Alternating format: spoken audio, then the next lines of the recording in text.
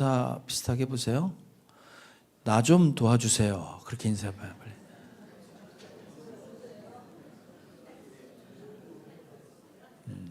도와줄 것 같아요?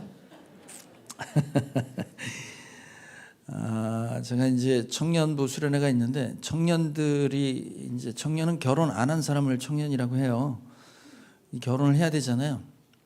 근데 요즘 청년들이 그 결혼 대상을 꼽고 있는 로망인 사람이 있대요. 남자는 여자를 어떤 여자를 찾냐면 내가 돈을 못 벌어다 줘도 나를 사랑할 여자. 그런 여자를 찾는데요. 여자는 내가 갖고 있는 여성스러운 매력을 다 잃어버려도 나를 사랑해 줄 수 있는 남자를 찾는답니다. 여러분은 혹시 여러분이 가지고 있는 강점이라는 게 있을 거 아니에요? 나의 나됨이라는 거. 혹시 그런 게 잃어버려질까 봐 두렵지는 않으세요? 혹시 이 중에 내가 가지고 있는 강점을 다 잃어버려도 내 옆에 끝까지 남아줄 사람이 있나 한번 생각해 보세요. 누가 있을 것 같아요? 아무리 생각해봐도 없을 것 같아요. 예. 자, 오늘은 이제 주님이 무슨 말씀을 하시냐면 남은 자 얘기를 해요. 남은 자.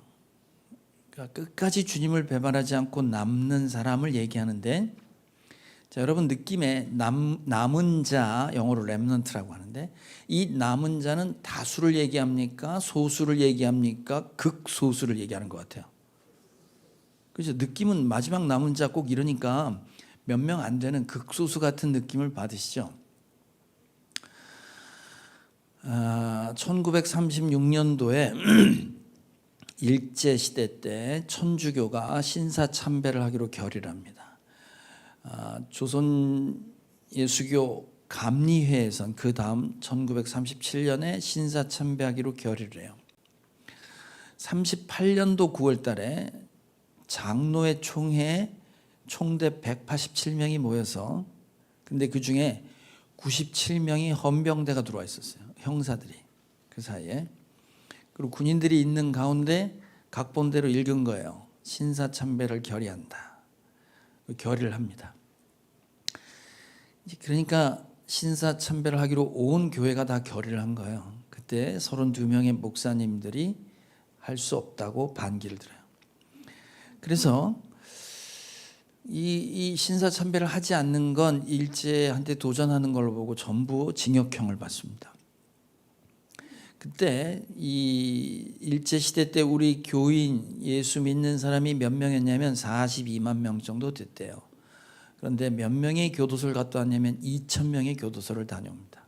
그 2,000명 중에서도 교도소에서 다시 신사참배하겠다고 나온 사람도 있겠죠. 200개 교회가 폐쇄가 됩니다. 42만 명에 2,000명이면 한 0.5% 되는 거예요. 200명이 한 명꼴 남은 거예요. 그러니까 남은 자, 그러면 우리가 생각하는 것보다 그렇게 많지 않다. 오늘 두아디라 교회에서 이세벨의 교훈, 지난 시간에 배웠잖아요. 왜? 은금은 내게 없어도 예수 이름이 있어야 되는데 지금 은금을 찾는 시대가 됐고, 그것이 예배에 들어오니까 내가 헌신한 거에 보상을 요구하는 예배, 내 만족을 위한 예배, 혹은 미래를 알아맞추는 신비한 예배 예언의 말씀을 듣고자 하면서 자기 욕심을 차리는 가르침에 다 넘어갔다 이거예요. 근데 오늘 말씀은 그것을 그 마귀의 흉계에 따르지 않은 남은 자가 있다고 얘기를 해요. 자, 우리 24절을 다시 한번 읽어볼게요. 24절. 계시록 2장 24절. 저기 앞에 모니터 꺼졌어요. 네. 자, 24절 같이 한번 읽어봐요. 시작. 그러나 두아디라에 있는 사람들 가운데서 그의 가르침을 받아들이지 않는 사람들, 곧 사탄의 깊은 흉계에 물들지 않은 사람들이 너희 남은 사람들에게 내가 말한다. 나는 너희에게 다른 짐을 지우지 않겠다. 남은 자 얘기를 한단 말이에요. 남은 자. 그러면 성경은 줄곧 남겨진 남은 자라는 이 사상이 이 창세기부터 쭉 이어져서 그 남은 자를 통해서 하나님의 나라를 이루어 간다는 것이 지속적인 가르침이에요. 그래서 구약 성경 전체에 남은 자의 대표적인 말씀이 이사야가 준 말씀이 있어요. 자, 이사야 6장 13절을 한번 봅시다. 시작. 주민의 10분의 1이 아직 그곳에 남는다 해도 그들도 다 불타 죽을 것이다. 그러나 밤나무나 상수리 나무가 잘릴 때 구루터기는 남듯이 거룩한 씨는 남아서 그 땅에서 구루터기가 될 것이다. 그러니까 이때 이제 이스라엘이 다 망하는 거야. 바벨론한테 다 없어져요. 나라가 없어져. 다 끌려간단 말이에요. 그러니까 나무가 벤 것처럼 끝장났구나 하고 생각했는데 그루터기 잘라진 조각은 남아서 거기에 거룩한 씨가 있어서 하나님의 계보가 이루어진다 이 말이에요. 신약에 오면 남은 자를 이렇게 설명해요. 남겨진 자를 이렇게 설명한다고. 베드로후서 2장을 한번 봅시다. 시작. 그는 또 옛 세계를 아까워하지 않으시고 경건하지 않은 자들의 세계를 홍수로 덮으셨습니다. 그때 그는 정의를 부르짖던 사람인 노아와 그 가족 7사람만을 살려주셨습니다. 그리고 소돔과 고모라 두 성을 잿더미로 만들어 멸망시키셔서 후세에 경건하지 않은 자들에게 본보기로 삼으셨습니다. 그러나 무법한 자들의 방탕한 행동 때문에 괴로움을 겪던 의로운 사람 롯은 구하여 내셨습니다. 그러니까 심판할 때 노아만 남겨놓고 소돔과 고모라가 불로 심판받을 때 롯만 남겨놓은 그 남겨놓은 자가 있다고 얘기를 해요. 그러니까 심판과 건져낸 사건을 남은 자에 대한 내용으로 가지고 와요.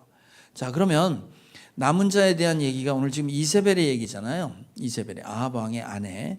그래서 이 남은 자를 가장 쉽게 역사적 사건으로 우리에게 보여준 사건이 있습니다. 그게 뭐냐면 엘리야라는 선지자가 아합 왕 시절 때 이세벨의 사주를 받았던 바알과 아세라를 섬겼던 그 목사들, 우상을 섬겼던 사람들 850명과 싸우잖아요. 그래서 다 죽인단 말이에요. 이겼어요. 이겼는데 그 독한 년 이세벨이 어떻게 한다고? 내가 너 죽일 때까지 내가 눈을 못 감지 하고 죽인다고 쫓아오는 거예요. 그래서 엘리야가 도망가서 번아웃 됩니다. 뭐야? 전쟁에 싸워서 이겼는데 남는 게 하나도 없는 거야. 계속 난 죽을 위기만 있고 날 도와주는 사람 하나도 없는 거예요. 그래서 하나님이 그를 이끌어서 어디로 데려가냐면 호렙산으로 갑니다. 호렙산에서 지진도 나고 바람도 불고 불도 떨어지는데 하나님을 못 만나는데 마지막에 하나님의 세미한 음성이 들려요. 작은 소리로 하나님의 음성을 듣는데 그때 뭐라고 얘기하냐면 하나님이 이렇게 얘기해요. 엘리야야, 예후라는 사람을 찾아서 이 사람을 왕으로 세워라. 또 엘리사라는 친구를 찾아서 네 후계자로 삼아라. 그러면 예후가 왕이 되고 엘리사가 네 후계자가 되어서 이 두 사람이 바알과 아세라를 섬겼던 모든 사람들을 심판하고 죽일 것이다 라고 해요. 그러면서 한마디 더 붙여요. 그게 남은 자의 대표적인 얘기입니다. 자, 열왕기상 19장 18절입니다. 시작. 그러나 나는 이스라엘에 7,000명을 남겨놓을 터인데 그들은 모두 바알에게 무릎을 꿇지도 아니하고 입을 맞추지도 아니한 사람이다. 몇 명이요? 7,000명. 근데 이 7,000명은 드러났어요? 안 드러났어요? 엘리야가 아무도 없어요 그랬잖아요 지금. 그러니까 안 드러난 7,000명인데 그 7,000명이 놀랍게도 바알에게 부귀영화를 갖다 주었던 바알신에게 무릎을 꿇지도 않고 입도 안 맞췄단 말이에요. 거기 근처도 안 갔단 말이지. 이런 사람 7,000명을 남겨놓았다라고 남겨진 자 이야기를 합니다. 또 하나 사건이 있어요. 어떤 사건이냐면 기드온이라는 사사가 있었어요. 그가 미디언과 아말렉과 그 다음에 사막에 있는 족속들 연합군이 쳐들어와요. 쳐들어와서 전쟁을 해야 되는데 사람이 없네. 그래서 군인을 모집했는데 몇 명이 모였냐면 32,000명이 모였어요. 근데 하나님이 그 32,000명을 쪼개서 남겨진 자 데리고 전쟁을 하라고 그래요. 자, 사사기 7장을 한번 봅시다. 시작. 그러니 너는 이제라도 그들에게 말하여 두려워서 떨리는 사람은 누구든지 길르앗산을 떠나서 돌아가게 하여라. 기드온이 두려워서 떠는 자를 돌아가게 하니 그들 가운데서 22,000명이 돌아가고 10,000명이 남았다. 주님께서 또 기드온에게 말씀하셨다. 군인이 아직도 많다. 그들을 물가로 데리고 내려가거라. 내가 너를 도와 거기에서 그들을 시험하여 보겠다.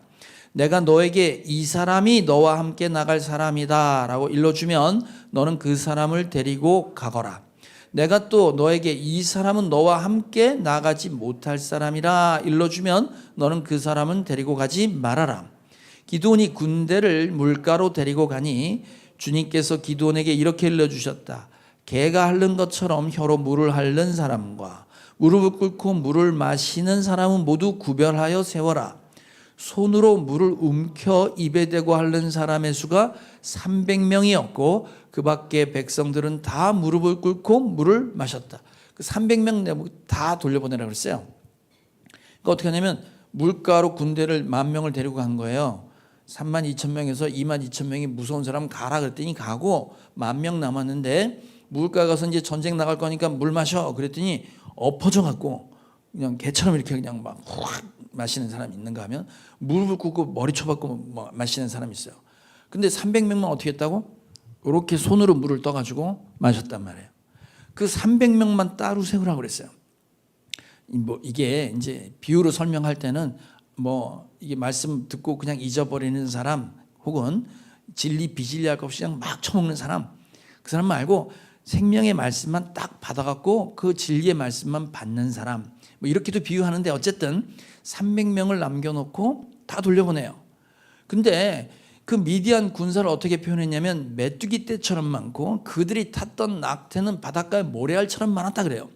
그러니까 엄청난 숫자의 군인들이 있는데 이 300명을 데리고 어떻게 전쟁을 하냐면 횃불을 하나씩 줘요. 한밤중에. 그리고 불을 가리기 위해서 항아리 속에 횃불을 숨깁니다. 그리고 한 손엔 나팔을 들어요.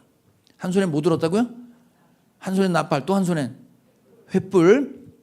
그리고 그럼 이 사람들 무기가 있어 없어? 없어. 칼이나 창은 없는 거예요. 활도 없어. 그리고 한밤중에 그 300명을 쫙 그 엄청난 군사들이 모여있는 이 뺑 둘러 세워놓고 소리를 질러 그러면 어떻게 되는 거야? 항아리를 깨고 횃불을 들고 나팔을 부르면서 기드온의 용사다 하고 내려가라는 거예요. 이거 살으라는 거야 죽으라는 거야? 아니 한밤중에 불 밝히면 나 있다고 밝혀주는 거잖아. 내가 적이니까 나를 좀 죽여달라 하는 거네요. 칼도 없어 창도 없어. 그러니까 거기 들어갔던 300명은 항아리 들고 나팔 들고 들어가려면 산다고 생각한 거야 죽는다고 생각한 거야? 죽는다고 생각한 거야.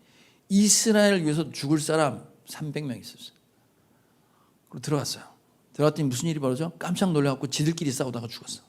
다 300명 남은 자. 자, 예수님이 십자가에 못 박힐 때 그 마지막까지 남아있는 자가 누군지 아세요 혹시? 사도 중에 12사도 중에?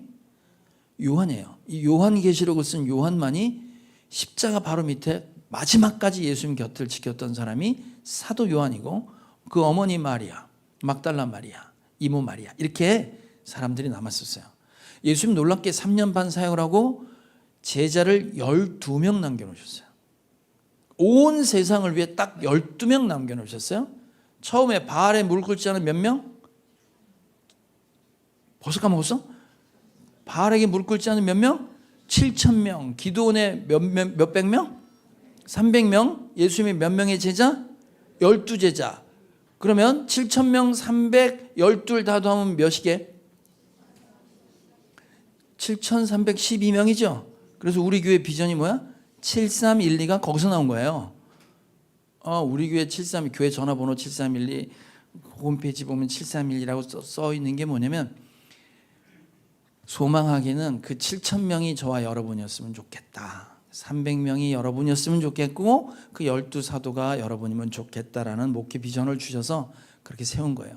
자, 그러니까 이렇게 남은 자에 대한 모형을 성경엔 기록이 되어 있을 뿐만 아니라 이 남은 자는 뭐와 연관지어서 설명을 하게 되냐면 심판 가운데 건졌기 때문에 구원과 연관지어서 설명을 해요.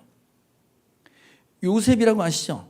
그 이집트의 총리가 돼가지고 자기 형제들 불러들인 그 사람의 요셉의 마지막 고백에 그 남은 자에 대한 이야기를 이렇게 설명합니다. 창세기 45장 7절입니다. 시작. 하나님이 나를 형님들보다 앞서서 보낸 것은 하나님이 크나큰 구원을 베푸셔서 형님들의 목숨을 지켜주시려는 것이고 형님들의 자손을 이 세상에 살아남게 하시려는 것입니다. 저기 남는다가 남은 자예요. 언어로. 그러니까 뭐냐면 나를 이집트에 먼저 보내서 그 고생을 시킨 건 구원을 베풀기 위해 그 형들이 다 모여서 12지파가 되고 그게 이스라엘이 된단 말이에요. 그 이스라엘은 교회를 말한다고 그랬잖아요. 그러니까 이 교회 명맥을 잇기 위해서 구원을 베풀기 위해 나를 보냈다 이렇게 얘기해요. 이사야는 아까 구루터기 얘기했던 이사야는 그 남은 자가 어떤 자인지를 설명을 해요. 그날이 오면 주님이 오시는 그날이 되면 그 남은 자를 이렇게 할 것이라고 약속을 받는데 이사야 4장입니다. 한번 읽어볼까요? 시작.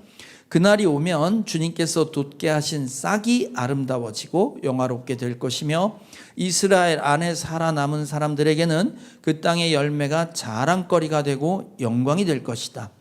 또한 그때에는 시온에 남아있는 사람들, 예루살렘에 머물러 있는 사람들, 곧 예루살렘에 살아있다고 명단에 기록된 사람들은 모두 거룩하다고 일컬어질 것이다. 그리고 주님께서 딸 시온의 부정을 씻어주시고 심판의 영과 불의 영을 보내주셔서 예루살렘의 피를 말끔히 닦아주실 것이다. 남은 자에게 하나님이 뭘 하신다고 하냐면 그의 죄 용서, 거룩하게 만드시겠다고 하는 구원의 이야기를 해요. 자, 이사야는 또 10장에서 이런 얘기로 구원의 메시지를 전하고 있어요. 같이 한번 읽어봅시다. 시작. 이스라엘아, 내 백성이 바다의 모래처럼 많다고 하여도 그들 가운데서 오직 남은 사람들만이 돌아올 것이다. 너의 파멸이 공의로운 판결에 따라서 이미 결정되었다. 심판은 다 죽어도 남은 사람들, 그 사람들만 돌아오게 될 것이다. 하나님께 구원을 받을 것이다 라고 얘기를 해요. 자, 이렇게 구원의 이 남은 자에 대해서는 구원과 관련지어서 하나님의 계보를 이어간다고 설명하고 있고, 신약에 오면 사도 바울이 무슨 얘기를 하냐면 구약의 얘기를 갖고 와서 7,000명에 대한 얘기를 이렇게 해석해요. 남은 자 7,000명을. 자, 로마서 9장 11장 시작. 주님, 그들은 주님의 예언자들을 죽이고 주님의 제단을 헐어버렸습니다. 남은 것은 나 혼자밖에 없는데 그들은 내 목숨마저 찾고 있습니다. 그런데 하나님께서 그에게 어떻게 대답하셨습니까? 내가 바알에게 무릎 꿇지 않은 사람 7,000명을 내 앞에 남겨두었다 하셨습니다. 이와 같이 지금 이 시기에도 은혜로 택하심을 입은 사람들이 남아 있습니다. 이스라엘 사람들이 안 믿는 거예요. 바울이 묻는 거예요. 도대체 하나도 믿는 사람이 없네요. 이방인들이 믿어요. 외국 사람들이 믿어요. 우리 민족은 왜 안 믿죠? 그랬는데 뭐라 그래요? 바알에게 무릎 꿇지 않은 7,000명을 남겨놓은 것처럼 아무도 안 믿는 것 같은데 은혜 받고 선택받은 사람이 있다고 얘기를 해요. 선택. 구원을 선택으로 갖고 가. 이제 남은 자를 선택. 하나님이 택한 자가 남은 자다. 이렇게 얘기해요. 지미 카터라고 아세요? 욕 아니야? 미국 대통령이야? 미국 대통령이 뭐라고 하냐면 대통령이 되고 나서 자기 정체성을 밝혔는데 뭐라고 하냐면 나는 born again 크리스찬이다 그랬어요. 난 거듭난 그리스도인이다 그랬어요. 이게 굉장히 논란이 됐습니다. 그러니까 그 지미 카터 대통령은 뭐라고 얘기한 거냐면 나는 born again 거듭난 그리스도인입니다라고 말한 배경엔 뭐가 있냐면 거듭나지 않은 그리스도인도 있단 말이냐 이게 되는 거예요. 그죠? 그러니까 교회 안에 거듭난 그리스도인이 있는가 하면 거듭나지 않은 사람도 있다는 얘기가 되는 거고, 신학계에서는 무슨 논란이 됐냐면 거듭나지 않은 사람을 크리스찬이라고 부를 수 있나? 입니다. 이게 뭔지 궁금하면 13기 생명의 삶을 들으세요. 9월 16일 며칠이요? 9월 16일 생명의 삶을 들으시면 거듭나다가 의미가 무엇인지를 설명할 거예요. 자, 그래서 선택에 대한 얘기가 나와요. 하나님을 아는 사람은 하나님이 선택한 사람이네. 이 얘기가 등장하는 거예요. 남은 자가. 그래서 에베소서에서 바울은 구원을 이렇게 설명해요. 선택으로 설명한단 말이에요. 에베소 1장 4절 5절 시작. 하나님은 세상 창조 전에 그리스도 안에서 우리를 택하시고 사랑해 주셔서 하나님 앞에서 거룩하고 흠이 없는 사람이 되게 하셨습니다. 하나님은 하나님의 기뻐하시는 뜻을 따라 예수 그리스도를 통하여 우리를 하나님의 자녀로 삼으시기로 예정하신 것입니다. 창세전에, 창조되기 이미 전에 선택하여 불렀다는 거예요. 우리를. 여기 지금 계신 분이 그냥 생긴 게 아니고 이미 오래전에 선택한 사람들이 하나님의 자녀가 됐다 이 말이에요.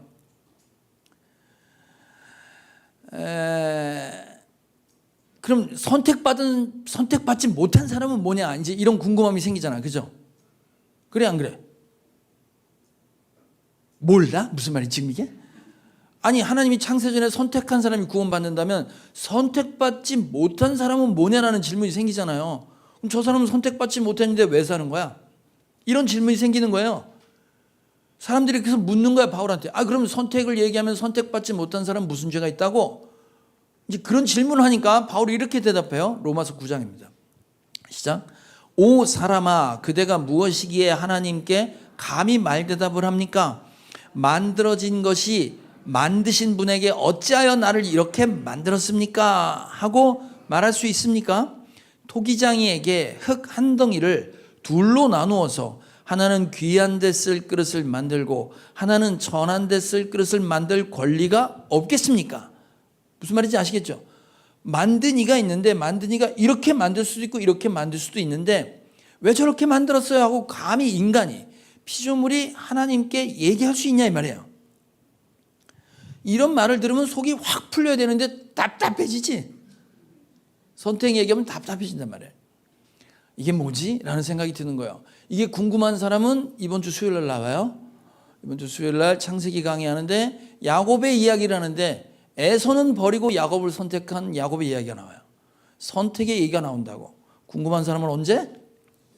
이번 주 수요일 날. 한 달에 한 번 설교해요, 제가 수요일 날. 자, 그래서 지금 선택의 얘기했고, 구루턱 얘기할 때 거룩한 씨 얘기했잖아. 씨. 제 딸이 징글징글 맞게 저를 닮은 거. 내 씨라 그래, 내 씨라. 그럼 그 거룩한 씨는 하나님의 씨지, 선택받은 사람들은 하나님의 씨라고 얘기해요. 자, 요한복음 1장 12절. 사도 요한이 얘기한 거예요. 시작. 그러나 그를 맞아들인 사람들, 곧 그 이름을 믿는 사람들에게는 하나님의 자녀가 되는 특권을 주셨다. 이들은 이 혈통에서나 육정에서나 사람의 뜻에서 나지 아니하고 어디에서? 하나님에게서 났다. 그러니까 씨가 어디라는 거야? 하나님. 그러니까 지금 여기 예수를 주라 고백하고 믿는 사람들은 씨가 하늘의 씨를 받은 거예요. 그러니까 우린 뭔가 징글징글 맞게 하나님 닮은 게 있어야 되는 거, 없어야 되는 거야? 있어야 되는 거예요. 자, 이렇게 지금 선택받은 자, 구원받은 자에 대한 의미를 가지고 와요, 성경은. 자, 로마서 9장을 보면 이렇게도 설명을 해요. 자, 아까 그 얘기예요. 시 얘기예요. 시작. 그리고 또 이사야는 이스라엘을 두고 이렇게 외쳤습니다. 이스라엘 자손의 수가 바다의 모래와 같이 많을지라도 남은 사람만이 구원을 얻을 것이다. 주님께서는 그 말씀을 하신 것을 온전히 그리고 조속히 온 땅에 이루실 것이다. 그것은 또한 이사야가 미리 말한 바 만군의 주님께서 우리에게 씨를 남겨주지 않으셨다라면 우리는 소돔과 같이 되고 고모라와 같이 되었을 것이라고 한 것과 같다 이 말이에요. 그러니까 하나님의 거룩한 씨, 하나님의 씨를 받은 사람들이 아니었으면 지금 소돔과 고모라처럼 멸망했을 거다 이 말이에요. 그러니까 이 예배당 말고 세상에서 다니고 있는 사람들은 지금 우리 때문에 살고 있는 거야. 우리 때문에 살고 있는 거야 지금. 감사를 해야 되는데 그걸 몰라. 그러니까 하나님의 씨를 받은 사람들 때문에 지금 심판을 유보하고 계시는 거예요. 지금 우리가 그런 처지다 이 말이에요. 이렇게 남은 삶, 남은 자, 선택받은 자, 구원받은 자, 예수 믿은 자에게 주는 약속이 있었어요. 뭐냐면 너에게 무거운 짐을 더 이상 지지 않겠다 이 말이에요. 아까 두아디라 교회 처음 얘기할 때 더 이상 짐을 지우지 않겠다 그래요. 그 짐은 어떤 짐이냐면 이런 짐이에요. 자, 갈라디아 2장 시작. 그러나 사람이 율법을 행하는 행위로 의롭게 되는 것이 아니라 예수 그리스도를 믿는 믿음으로 의롭게 되는 것임을 알고 우리도 그리스도 예수를 믿은 것입니다. 그것은 우리가 율법을 행하는 행위로가 아니라 그리스도를 믿는 믿음으로 의롭다 하심을 받고자 했던 것입니다. 율법을 행하는 행위로는 아무도 의롭게 될 수 없기 때문입니다. 여러분, 예배당을 다니면서도 짐을 지는 사람 있어요. 예배 나와야지, 헌금해야지, 봉사해야지가 이게 짐으로 되는. 그게 뭐냐면 이세벨의 가르침이 예배에 들어왔을 때 자기 학대한다 그랬잖아. 내가 뭔가 대가를 지불해야 하나님께 보상을 받을 수 있다고 생각하면 대가를 지불해야 되는 짐을 지는 거예요. 바울이 외국인한테 복음을 전했더니 예수를 믿었네. 그 이름만 유대인인 사람들이 가서 뭐라고 그랬냐면 네가 예수 믿는 걸로 끝난 게 아니야. 율법을 들이대고 이것도 지켜야 되고 이것도 지켜야 되고 이것도 봉사해야 되고 기도해야 되고 예배당 나와야 돼. 이렇게 강요를 한 거예요. 그러니까 이 사람들이 점점 무거운 짐을 진 거야. 예수 믿는 게 쉽지 않구나 이렇게 되는 거예요 지금. 근데 지금 뭐라 그래요? 아니다 말이에요. 너는 예수를 믿는 믿음으로 의롭다. 그 왜 옛날에 제사 지낼 때 흠 없는 양을 갖고 와서 죄진 사람이 그 머리에 안수하잖아요. 그럼 내 죄가 양에게 넘어가 깨끗한 양의 의는 나한테 넘어와요. 그리고 양을 죽여 내 대신 죽는 거잖아요.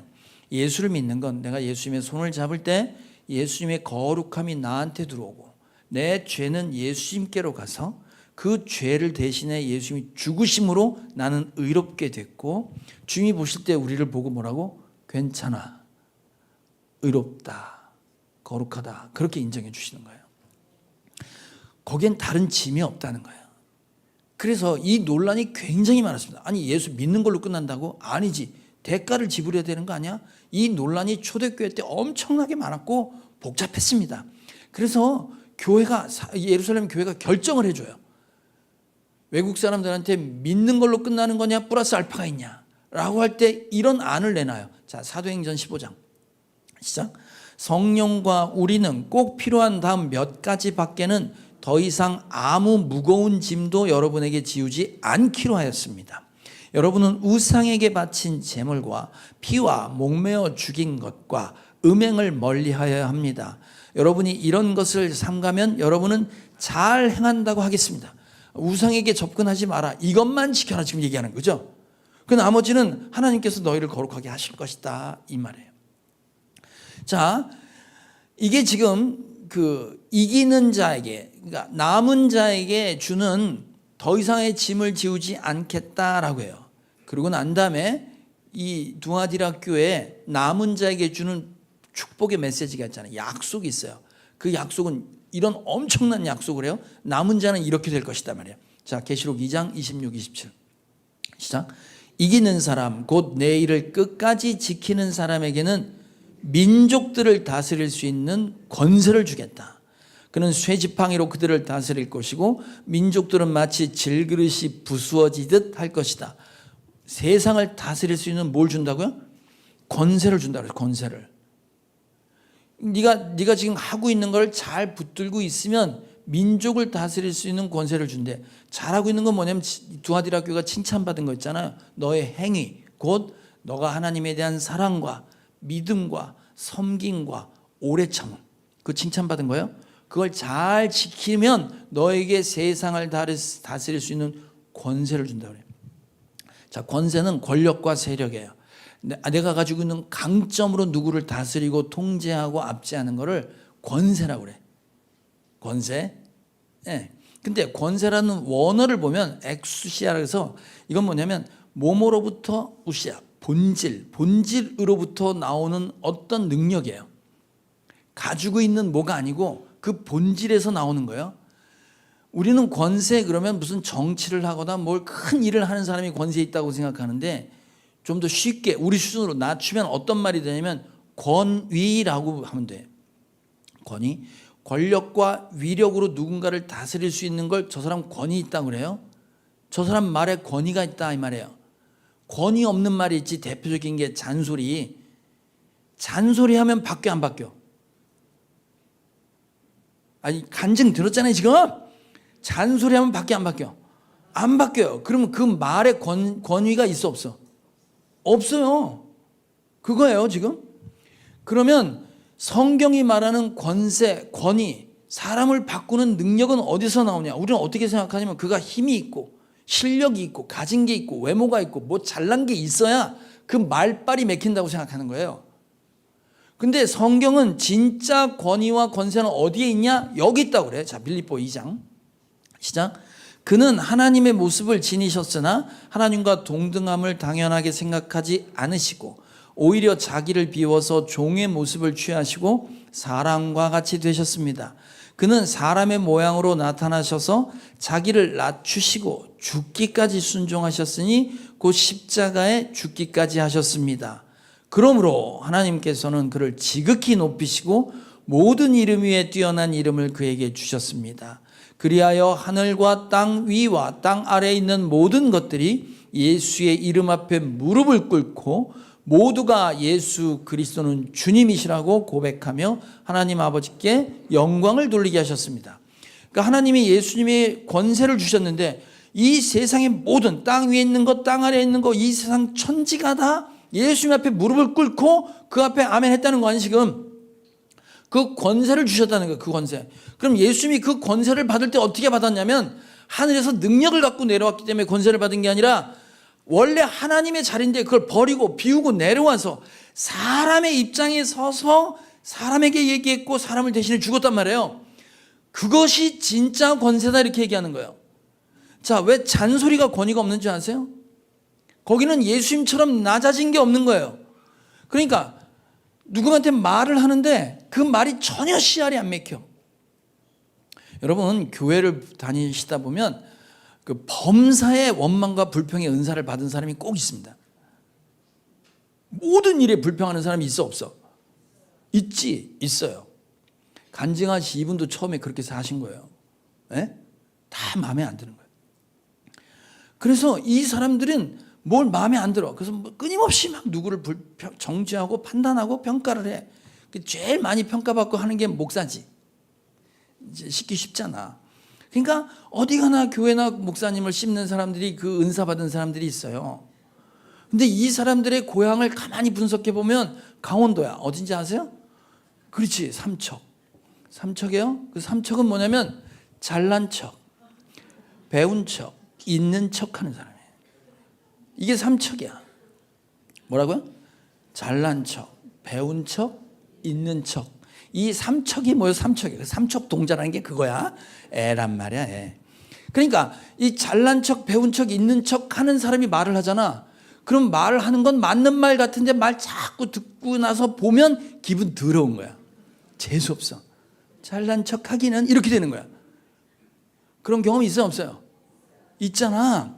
그 얘기는 뭐 신나게 뭐 아는 것처럼 막 얘기했는데 다 듣고 나서 재수없어. 다시 보고 싶지 않은 거야. 거긴 권위가 없어요. 그죠? 권위가 없단 말이에요. 우리 딸내미가 이번에 미국에서 와서 저희 집에 이제 집에 있으면서 2달 동안 있으면서 갈 때까지 폭풍 잔소리를 쏟아냈어. 엄마한테 계속 잔소리하고 나한테도 잔소리하고 아빠 일로 와봐. 양말 탁 들고 이거 양말 뭐야. 끊임없이 잔소리. 할머니 불러놓고 잔소리하고 갔어요. 우리 딸이 뭐라고 하냐면 이렇게 얘기하는 거야.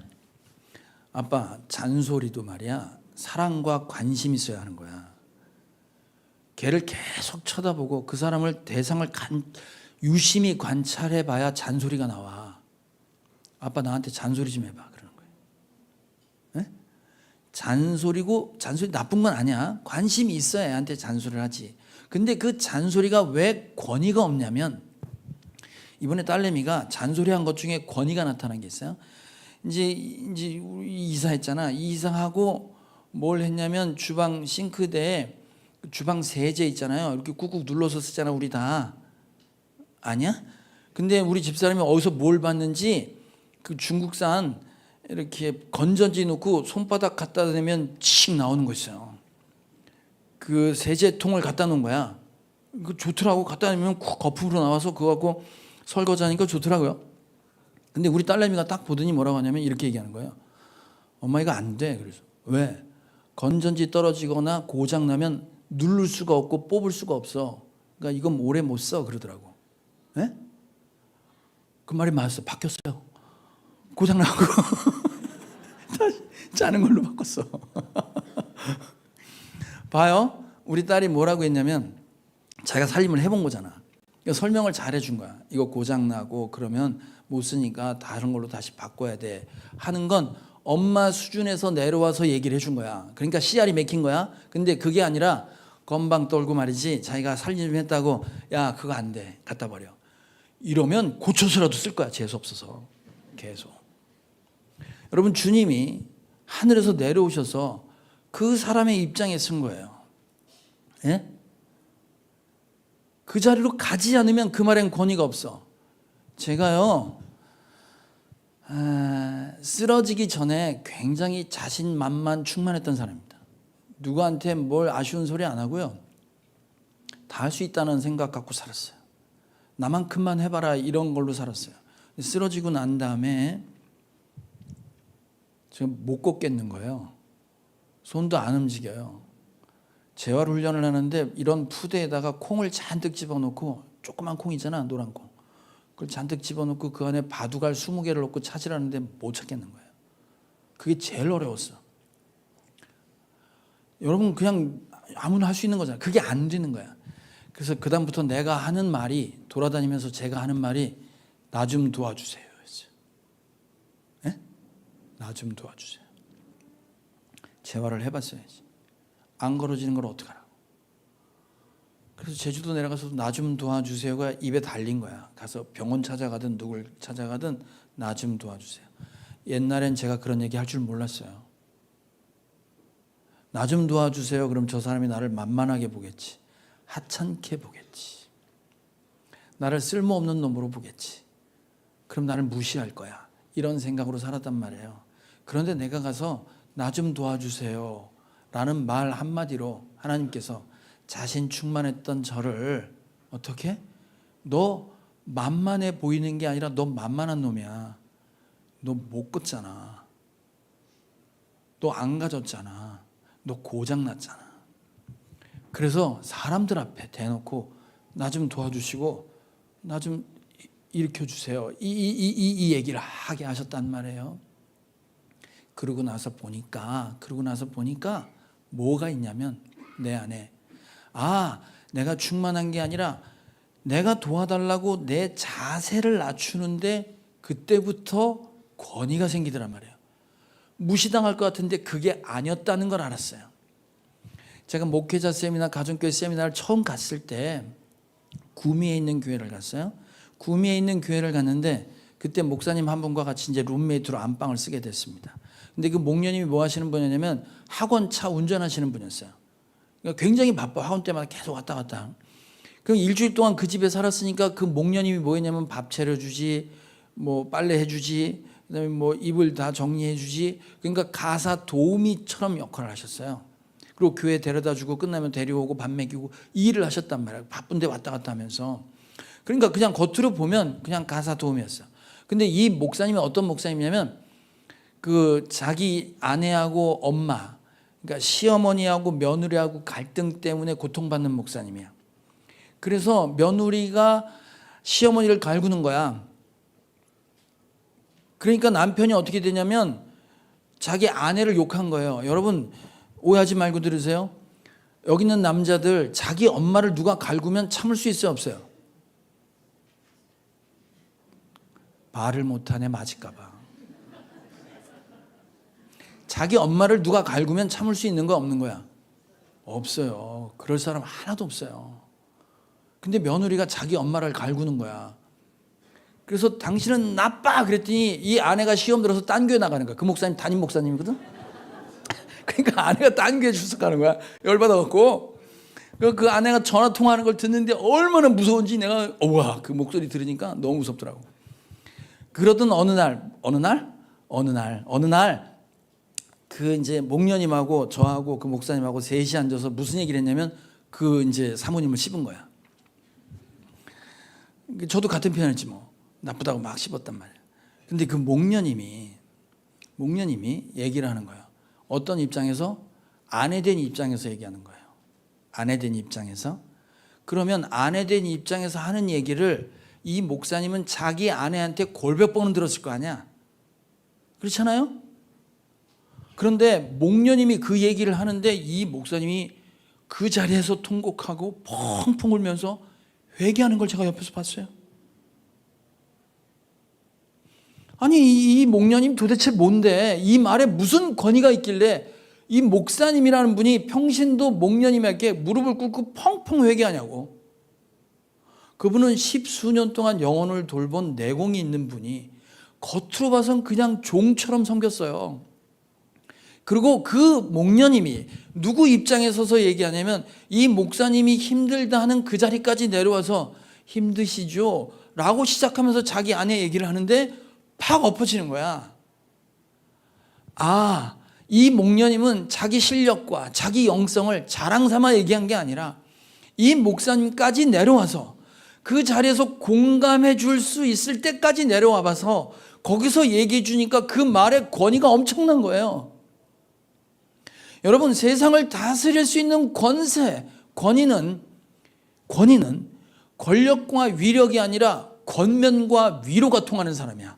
내가 말하는 권면과 위로가 씨가 막혀서 그 사람이 변화되고 그 사람의 삶이 바뀌는 걸 권위 있다고 그래. 그게 권세 있다고 하는 거예요. 그 권세는 능력과 강점으로 하는 게 아니고, 내가 실력은 있지만 그게 아니고 그 사람의 입장까지 내려가서 그 사람의 얘기를 할 수 있을 때 그때 권위가 있는 거예요. 그게 예수님이 주신 권위였습니다. 저는 7312 비전을 받을 때 소망이 있었고 꿈이 있었습니다. 저는 어떤 소망이냐면 이 세상이 부귀와 영광, 부자 되는 것, 돈, 이런 유혹이 있을 때 그 자리에서 돌아서서 아니야, 여긴 소망이 없지 하고 하나님을 향하여 돌았을 때 그 7,000명, 그 돌아선 사람이 저였으면 하는 소망이 있었고, 그 돌아선 사람 중에 옆에 있는 사람들이 바로 여러분이었으면 좋겠다는 꿈이 있었어요. 기드온의 300용사, 누군가를 살리기 위해 죽어야 된다는 거예요. 내가 그리스도인이다 라고 불을 밝히고 어둠 속에, 그 어둠 들어가면 죽는 거야. 그 어둠 속에 죽기로 작정하고 들어갈 사람 하면 그게 사람 저였으면 좋겠고, 그 옆에 이렇게 돌아보니 그 옆에 있는 사람이 여러분이면 좋겠다는 꿈이 있었어요. 예수님의 12사도 아무도, 세상이 버린 사람, 어쩌면 교회도 포기하고 버린 사람, 그 한 사람 살리기 위해서 누군가 죽어야 된다면 내 관짝, 내 십자가 들고 그 총구 앞에 정렬할 수 있는 사람이 저였으면 좋겠고, 그게 여러분이었으면 좋겠다는 꿈이 있었습니다. 오늘 두마디라 교회 남은 자에게 주는 권세가 있습니다. 저와 여러분 모두가 다 그렇게 7,000명, 300명, 12명 안에 성숙해 누군가를 위해 죽을 수 있는 저와 여러분 되길 주님의 이름으로 축복합니다. 찬양합시다.